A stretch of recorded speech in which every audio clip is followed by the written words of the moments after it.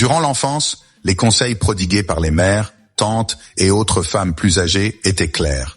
Pour conquérir une petite amie, il fallait être un gentil gars. Offrir des fleurs, des cadeaux et l'emmener dîner était essentiel. Un enfant se disait alors « Waouh, il va vraiment falloir que je décroche un super job pour pouvoir me permettre tout ça. » Malheureusement, ces conseils étaient pris au pied de la lettre. Durant tout le lycée et l'université, de nombreux jeunes hommes ont essayé d'incarner ce gentil gars que les filles sont censées rechercher. Les filles disaient combien elles appréciaient ces gestes, mais tout ce qu'ils obtenaient en retour était un baiser sur la joue. Puis, une fois à l'université, les conseils ont changé. Soudainement, il était communément admis que pour réussir avec les femmes, il fallait se comporter comme un sale, plutôt que comme un gentil gars. Ces nouveaux conseils ont été essayés, et il a été remarqué que lorsque les hommes agissaient comme des imbéciles, certaines femmes réagissaient mieux à eux. Cependant, le succès escompté n'était toujours pas au rendez-vous. Bien que certains aient eu leur première relation sexuelle, c'était souvent avec une personne ayant une faible estime de soi, et ils continuaient à avoir des problèmes avec de nombreuses filles qui préféraient d'autres gars.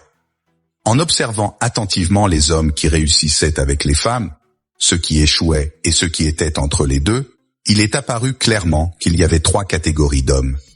Et il existe définitivement une hiérarchie en ce qui concerne les préférences des femmes. En bas de cette hiérarchie, on trouve les gentils gars, qui représentent la majorité des hommes. Le gentil gars est celui qui quémande essentiellement du sexe. Il se présente chez une femme avec des fleurs, l'emmène dans un restaurant chic et lui achète du filet mignon accompagné de vin raffiné. Ensuite, après l'avoir raccompagnée chez elle, il rentre chez lui frustré parce qu'elle ne l'a même pas invité à entrer. Et le pire, c'est qu'il ne tire aucune leçon de cette expérience. Il répète les mêmes tactiques avec la prochaine femme. Et savez-vous ce qui est vraiment ironique? Croyez-le ou non, les femmes perçoivent les gentils gars comme des manipulateurs. Il est évident pour la femme pourquoi le gentil gars lui achète tant de choses. Ils ne veulent qu'une chose, est une phrase courante que les femmes répètent à propos des gentils gars. Cependant, elles pensent qu'ils pourraient éventuellement être de bons partenaires. Donc, elles les gardent en réserve. Et peut-être finissent-elles par coucher avec eux. Et, oh là là, qu'elles les font attendre longtemps. Certaines femmes fixent 3 rendez-vous comme minimum, ce qui est une véritable aubaine pour les gentils gars. Car beaucoup d'autres femmes les font attendre des mois avant qu'ils aient de la chance. Et quand le moment des rapports arrive, c'est un événement majeur, et la femme en fait tout un plat. Espérons que ces hommes n'aient pas une libido élevée, car ils ne pourront pas avoir de relations intimes quand ils le souhaitent. Ils devront attendre que la femme soit d'humeur. Alors pourquoi les gentils gars échouent-ils? Le problème avec le gentil gars, c'est que non seulement les femmes les trouvent manipulateurs, mais elles les trouvent aussi ennuyeux. Le gentil gars parle de sujets logiques, comme la politique étrangère ou le fonctionnement d'un moteur de voiture. Parfois, il se vante de lui-même et de combien il gagne, insinuant qu'il peut acheter des choses pour la femme. Quel ringard, pense-t-elle. Engager une conversation logique et essayer d'impressionner une femme avec son intelligence et son potentiel financier est une erreur que 99% des hommes commettent. Cela détruit l'attraction qu'une femme peut ressentir, car cela communique un besoin de validation et une faible valeur. Si ces hommes ne cherchaient pas l'approbation des femmes, ils n'essaieraient pas de les impressionner. S'ils étaient des hommes de grande valeur, des mâles alpha, alors ce seraient les femmes qui chercheraient à obtenir leur approbation. Un autre problème est que les femmes engagées dans le rituel de la séduction détestent absolument les discussions rationnelles. Cela les sort de leur état d'esprit romantique. Par conséquent, évitez de parler de certains sujets, tendances que vous avez lus récemment, jusqu'à ceux que vous soyez avec vos amis. Cependant, ne vous méprenez pas. Vous ne devez pas faire semblant d'être un idiot avec les filles. En réalité, les femmes trouvent attirant qu'un homme soit compétent dans un domaine. Ce que vous devez faire, cependant, c'est vous assurer de parler de sujets captivants dans votre domaine d'expertise et non de choses ennuyeuses. En fait, si vous ne l'avez pas déjà fait, commencez dès maintenant à devenir un expert en quelque chose. Peu importe le domaine, cuisine, art contemporain, cinéma classique, mythologie, etc. Un homme qui est expert dans un domaine est automatiquement perçu comme un mâle alpha dans ce contexte. Assurez-vous simplement de captiver votre auditoire avec les connaissances que vous partagez. Ne l'ennuyez pas. Lorsque vous partagez des faits, demandez-vous: ces informations seraient-elles intrigantes pour un public curieux ou ennuyeuses comme celles d'un manuel scolaire? Les filles veulent simplement s'amuser, comme le dit la chanson, et le gentil gars ennuyeux n'est pas amusant. Allez dans des lieux où les célibataires se rassemblent et vous pouvez faire un exercice intéressant d'observation en regardant les couples que vous voyez. Si la fille semble ennuyée ou passe son temps sur son téléphone portable, alors elle est probablement avec son petit ami. C'est parce que son petit ami est un gentil gars qui ne sait pas comment la divertir et ne l'excite pas. Si, en revanche, elle rit et semble passer un bon moment, il s'agit probablement d'une tentative de drague par un mâle alpha. Remarquez aussi que le mâle alpha qui drague une femme a une conversation fluide avec elle. Il parle comme s'il se connaissait depuis longtemps. Le problème d'être le gentil gars réside dans l'état d'esprit dont cela découle. Un homme qui supplie une femme le fait par insécurité et désespoir pour obtenir son approbation et son attention sexuelle. Voulez-vous séduire des femmes attirantes? Alors gardez ceci en tête avant tout. Le moyen le plus rapide et le plus facile de tuer toute attirance qu'une femme pourrait commencer à ressentir pour vous est de vous sentir mal dans votre peau, d'être dans le besoin ou de chercher l'approbation. Lorsque vous avez cet état d'esprit désespéré de plaire, vous devenez trop insistant, trop tôt. Vous devenez collant. C'est comme si vous suppliiez. Il y a un vieil adage à propos des banques. Elles ne veulent vous prêter de l'argent que lorsque vous êtes déjà riche. Si vous avez vraiment besoin d'argent, alors oubliez ça. Avez-vous déjà accepté de devenir ami avec une fille en restant à ses côtés pendant des mois, espérant qu'elle finirait par tomber amoureuse de vous? De nombreux hommes, surtout les plus timides, adoptent cette approche. Ces hommes finissent souvent par servir de tampons émotionnels pour les femmes. Ils écoutent attentivement leurs amis se plaindre de la manière dont les vrais hommes de leur vie se comportent comme des idiots. Croyez-moi, cette situation est familière. Le point culminant de cette expérience est arrivé lorsqu'une amie, pour laquelle j'avais un énorme béguin, m'a invité à passer du temps avec elle dans son appartement. Génial, pensais-je. C'était l'occasion que j'attendais, non? Pas exactement. Nous nous sommes installés dans son salon et, en bon gentil gars, j'ai suivi son programme, qui consistait à passer 2 bonnes heures à analyser minutieusement tout ce que son voisin, un barman drogué, lui avait dit pendant le déjeuner ce jour-là. Il a ri et m'a traité de folle. Tu penses qu'il m'aime bien? J'ai fait de mon mieux. Je lui ai dit que je pensais qu'il était un idiot et qu'elle méritait mieux. Je lui ai donné toutes les raisons légitimes et logiques pour lesquelles c'était vrai. Elle m'a dit qu'elle était d'accord avec moi. Les filles avec le mauvais gars sont toujours d'accord qu'il est mauvais. Puis, bien sûr, elles ignorent ce conseil et continuent de coucher avec ces mauvais gars, comme elle l'a fait. S'il y avait une justice dans le monde, les femmes finiraient par aimer les gentils gars.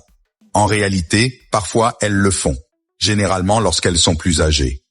À ce moment-là, elles ont souvent déjà eu des enfants avec un idiot qui les a abandonnées, elles et les enfants. Et l'idée de s'installer avec un homme faible qui restera et apportera un revenu stable commence à devenir attrayante. Les femmes n'apprécient tout simplement pas les hommes sans colonne vertébrale en tant que partenaires amoureux. Et quand vous agissez comme un gentil gars, que vous suivez le programme de la femme et que vous lui laissez prendre les décisions, elle ne vous respecte pas. Les gentils gars veulent que la femme décide où ils iront manger et quand ils auront des relations intimes. Ils ne réalisent pas que cette déférence les relègue automatiquement dans la catégorie « juste amis » en permanence. Et c'est pourquoi le gentil gars ne couche pas. Comme je l'ai dit, les femmes n'aiment pas prendre la responsabilité du sexe. Vous, en tant qu'homme, devez assumer cette responsabilité et montrer la voie. C'est ce que les femmes veulent que vous fassiez, et croyez-moi, elles adorent quand vous le faites. Les gentils gars ont souvent une tendance à être passifs-agressifs, en plus d'être indécis. Les femmes, souvent habituées à ce type de comportement chez elles-mêmes, trouve cela peu attrayant chez un homme. Le passif-agressif consiste à rester passif jusqu'à ce qu'une limite soit atteinte, puis à réagir soudainement, de manière agressive. Vous avez peut-être déjà connu une femme qui attendait que vous compreniez ses pensées et se mettait en colère quand vous vous trompiez. C'est un exemple classique de passivité agressive.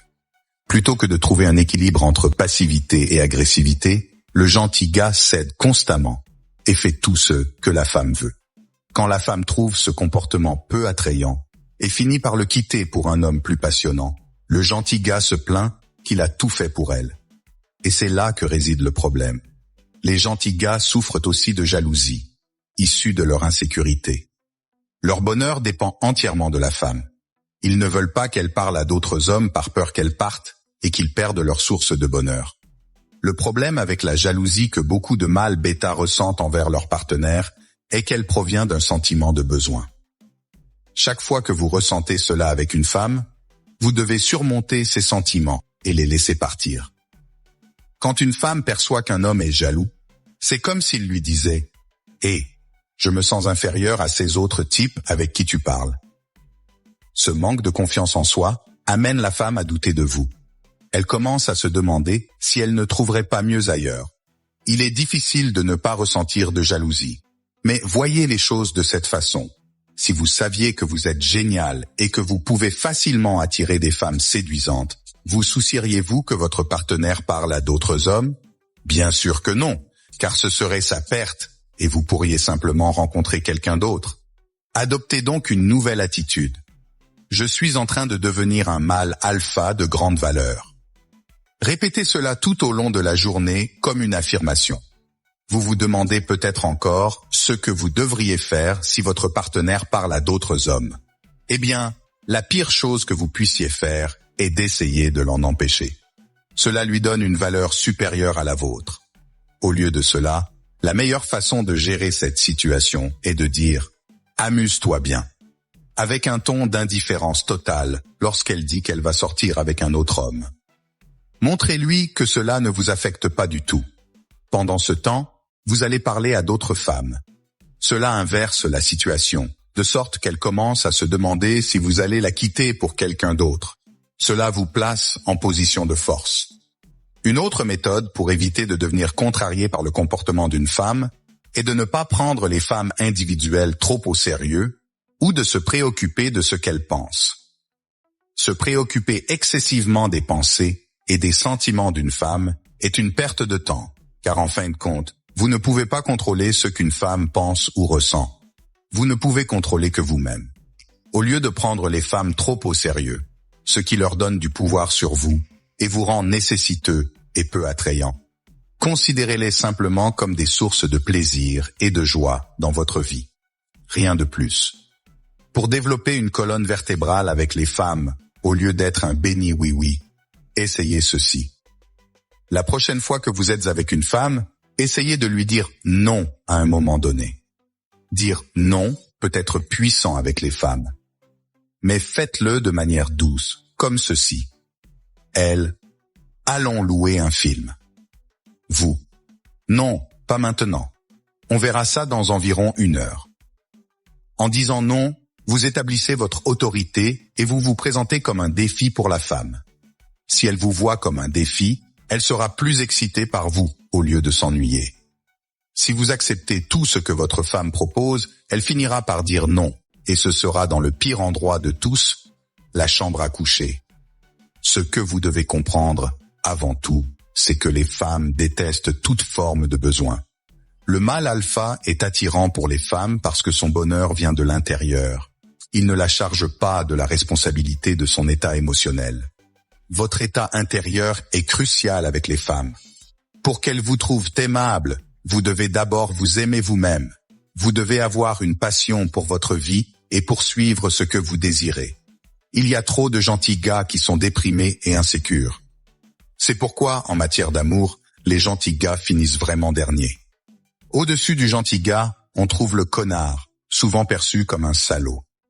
En général, ces hommes attirent plus de femmes que les gentils gars parce qu'ils sont loin d'être ennuyeux. Même si le connard provoque des montagnes russes émotionnelles chez sa petite amie, Au moins, elle ressent les hauts émotionnels du voyage en plus des bas.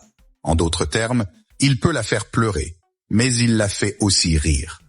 L'incertitude de ce qui va se passer crée de l'excitation dans sa vie. Il est essentiel de comprendre ceci à propos des femmes. Pour être sexuellement excitées, elles doivent se connecter à leurs émotions plutôt qu'à leurs raisons. Le gentil gars commet l'erreur de s'adresser à leur logique, tandis que le principal atout du connard est de s'adresser aux émotions d'une femme. Les connards réussissent à séduire parce qu'ils excitent les femmes en étant directs et en visant le rapport sexuel. Ils sont sexuellement agressifs, contrairement aux gentils gars qui restent passifs.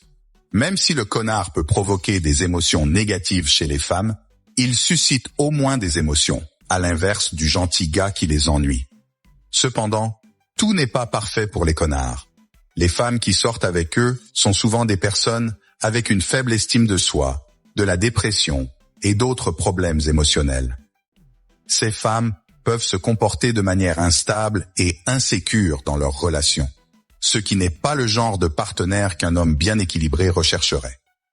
Bien que les connards réussissent à avoir des relations, il n'est pas recommandé de devenir comme eux.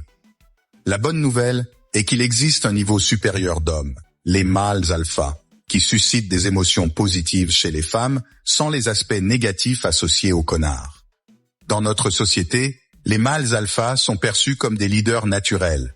Ils attirent l'admiration des autres. Un mâle alpha se distingue par sa confiance en lui, son influence sociale, son caractère extraverti, son côté divertissant et son esprit de leader. Il a une estime de soi élevée et une vie bien organisée. Il sait plaisanter avec les femmes et se montrer joueur. Quand une femme fait une remarque sarcastique, le mâle bêta se sent blessé, tandis que le mâle alpha en rit, sachant que les femmes peuvent être espiègles comme des petites sœurs. Et lorsque la femme réalise plus tard que son sarcasme n'a pas affecté le mâle alpha, elle lui attribue encore plus de points. Beaucoup de nos interactions sociales sont influencées par des dynamiques de domination et de soumission. Des études sur les situations sociales montrent que les personnes dominantes marquent leur territoire de manière non verbale, comme en occupant davantage d'espace, en utilisant une voix plus forte, en contrôlant les conversations et en maintenant un contact visuel prolongé. Les gens gravitent naturellement autour du mâle alpha parce qu'il est captivant et qu'il les met à l'aise. Le mâle alpha ne ressent ni possessivité ni jalousie envers les femmes parce qu'il n'est pas dans le besoin. Il ne les étouffe pas non plus en les mettant sur un piédestal. Il sait que toute femme serait chanceuse de l'avoir. Donc si une femme ne le choisit pas, c'est elle qui perd, pas lui. À l'opposé, le mâle bêta est souvent nerveux, a un statut social bas et généralement un suiveur plutôt qu'un leader, ressent souvent secrètement de la rancœur envers les hommes qui réussissent, a une faible estime de soi et se montre collant et désespéré avec les femmes. Un mâle bêta est souvent déprimé et plein de ressentiment. Il pense qu'avoir une petite amie donnera un sens à sa vie. Il croit que, une fois en couple et ayant autant de relations sexuelles qu'il souhaite, sa vie sera merveilleuse. Cependant, il comprendra plus tard combien cette vision est erronée. Ce n'est qu'en se développant intérieurement et en construisant une vie qui en vaut la peine qu'un homme commence à attirer des partenaires formidables et, éventuellement, une personne merveilleuse avec qui partager sa vie.